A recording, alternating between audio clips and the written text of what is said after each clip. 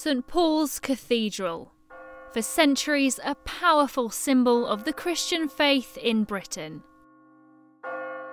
Recent decades, however, have seen the number of those subscribing to the church plunge dramatically, in stark contrast to those identifying as having no religion at all.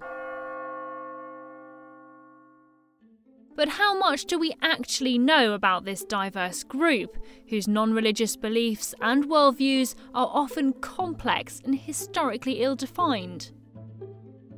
In this programme, we're going to explore the research of the University of Kent's Dr Lois Lee, who's devoted her career to understanding non-religiosity, and how her work has changed the landscape of public policy, religious education and public understanding of the world's fourth largest belief system. 50% of the British population regard themselves as non-religious, with estimates putting the global figure as high as 750 million people. Atheists, those who don't believe in the existence of God or gods, and others who don't live their lives based on a set of spiritual beliefs, are a growing flock with their own marked characteristics, according to Dr Lee. We're so used to thinking about worldviews in terms of institutional religions that have those very centralised cultures, and we can point to those key texts, but also pieces of music, art and so on. You know, if I'm working with RE teachers, they know what material they can turn to when they're thinking about Christianity, for example.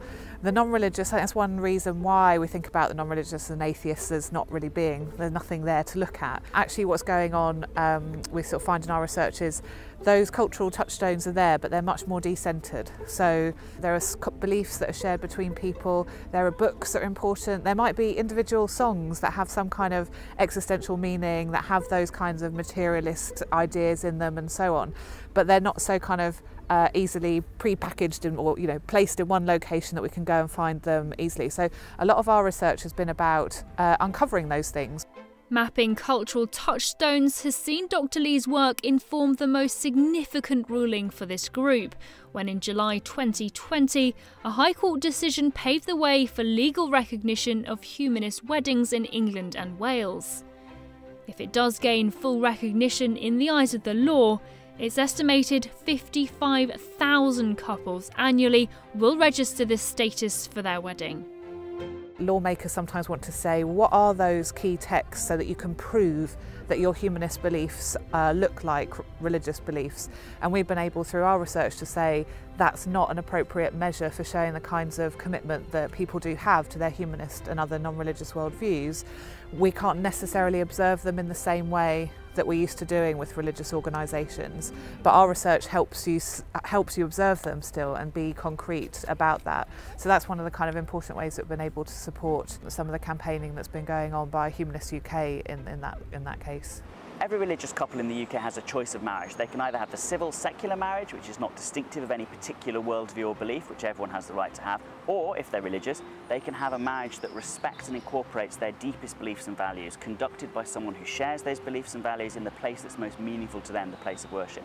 Now, humanist weddings have been available in the UK for over 100 years to non-religious couples to offer them the same sophisticated, nuanced, rich experience that religious people get out of religious marriage. So a humanist marriage is conducted by a humanist celebrant who works with the couple to understand their beliefs and values, who shares their fundamental view. It's carried out in a location that's meaningful to them in a way that's personalised and entirely bespoke. Humanist marriages in Scotland have been legal now for 15 years, and during that time they've risen in popularity to overtake Christian marriages this year. So this is a thing that people really do want.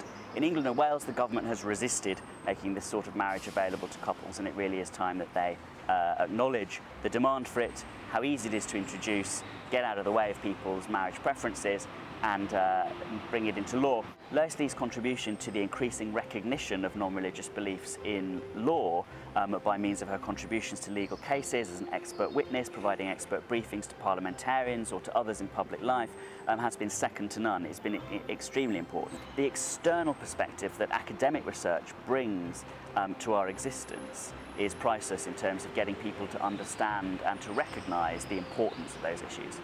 there's a set of people who know that they're in some way excluded from those kinds of opportunities, those kinds of conversations, who we've been able to support through providing this kind of evidence-based and understanding it in much more detail. And on the other hand, because these are quite decentralised cultures, lots of people don't even think of their non-religious worldviews as important to them. So another kind of impact our research has had for people in their everyday lives is helping them recognise that, which we didn't set out to show. We just found that it has this meaning, this significance for people in their lives. While the number of people identifying as non-religious has risen, so too has the level of coverage their worldviews have been given in the media. But this has been littered with challenges. One concern we have is seeing the mismatch between some of the things that journalists understand to be the case when it comes to the non-religious and atheists and what we find in our research. And the mismatch is totally understandable because even the research is relatively new. It's just not part of our kind of recognised body of knowledge in the same way that our understanding of religion is. So we've been able to contribute to that, kind of picking up where there are stereotypes or just misunderstandings that have been going on, doing what we can to work with that. On the other hand, there are journalists who are really interested and know they're interested, but haven't always known where to turn to, even for the very practical issues of what images do I use in an article that focuses on the non-religious. So a sense that they know this population matters, they know it's big and they know it's meaningful, but it's getting that real detailed understanding. It's helping understand those cultural reference points. It's helping provide pictures for articles and all of that, really. The new atheists like Dawkins and Hitching did a great service for the world by bringing attention to the fact that there are lots and lots of people who don't believe, and also giving people license to kind of come out of the closet as atheists. But I think the weakness of their position is they didn't really do their homework. They'd never really understood what atheism and non-religion was really all about, and I think that's where Lois and her team have really contributed to the academic debate about really understanding what people who don't believe in God actually believe in and why they believe in that. Journalist Graham Lawton has been one of those in the media benefiting from Dr Lee's expertise, helping readers navigate the complicated scientific questions surrounding non-religion. It's one of the things that if we put a God story on the front cover, it will sell well because people are fascinated by it. I think people from all walks of life, religious or not, are interested in religion and non-religion. We get big post bags when we write about this. People will write angrily from all corners of the debate about how we've got something wrong or how we misunderstand religion or non-religion or whatever. We have this expression in journalism, go-to people. They're the people that you absolutely have to talk to if you're going to do a story in that area. And Lois and her team are definitely the go-to people on non-religion. Dr Lee's research has contributed to expanding the conversation around atheism and non-belief, revising previously narrow stereotypes of this group. This has also led to a wider discussion about education, specifically how best to teach those worldviews in school. Just the same as with religious worldviews, you've got to break them down. You've got to see, are we talking about beliefs, identity, are we talking about behaviour, and are we aware of the way that those can overlap and overlap with other worldviews. I wouldn't want non-religious worldviews to be taught as if they are a silo, that you can just say, well, we're just going to do the non-religious unit, and it's these beliefs, it's these practices, it's these types of identities. I want people to get away from that simplistic way of looking at these things and to have a more honest engagement in the reality of what worldviews are. With the help from teaching materials developed by Dr Lee, some 300,000 secondary school students in the UK are now receiving this more diverse understanding of beliefs like atheism and nihilism. Though met with some resistance, especially in faith schools, this reform has generally been met positively by the teaching community. That need to engage with non-religious worldviews is recognised, but there has been a real lack of clarity about what that means.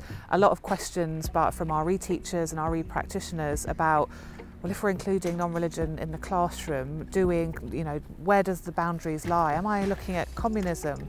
in the classroom, what counts as a non-religious worldview, and the kind of conceptual work we do as a result of the empirical work we do, but also that kind of very detailed mapping of non-religious worldviews, I think has been really helpful for kind of clarifying some of those issues and kind of articulating and conceptualising what material would be relevant and what wouldn't be, and helping teachers to understand that, because the kinds of changes which I think are really quite great and I think really needed can also seem really daunting, and I think we've been able to help kind of concretise what some of those things mean, hopefully make it a bit less daunting.